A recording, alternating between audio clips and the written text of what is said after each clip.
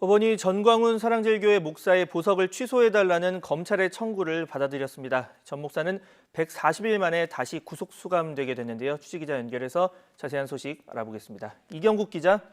네, 서울중앙지방법원입니다. 네, 전광훈 목사 재구속을 요구하는 목소리가 커지는 상황 속 재판부가 고심을 거듭해 왔습니다. 어떤 이유로 전 목사의 보석 취소 결정한 겁니까? 네, 재판부는 전광훈 목사가 법원이 정한 보석 조건을 위반했다고 밝혔습니다. 전 목사가 지난 광복절 광화문 집회에 참석한 게 보석 조건 위반이라고 판단한 걸로 해석이 됩니다. 서울중앙지방법원은 오늘 전 목사의 보석을 취소해달라는 검찰의 청구를 받아들이는 인용 결정을 내렸습니다. 또 보석 당시 전 목사로부터 받았던 보석 보증금 5천만 원 가운데 3천만 원을 몰취하기로 했습니다.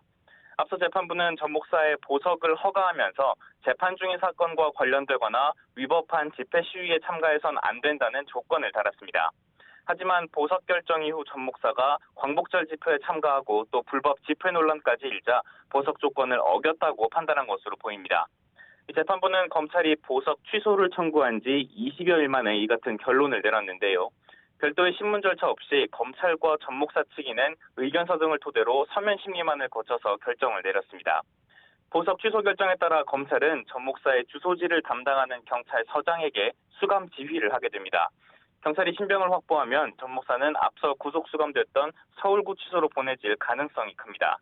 앞서 전 목사는 지난 총선을 앞두고 광화문 집회 등에서 특정 정당의 지지를 호소해 공직선거법을 위반한 혐의 등으로 지난 3월 구속 상태에서 재판에 넘겨졌습니다. 이후 건강 상태 등을 이유로 신청한 보석이 받아들여지면서 구속 50여일 만인 지난 4월에 다시 풀려났는데요.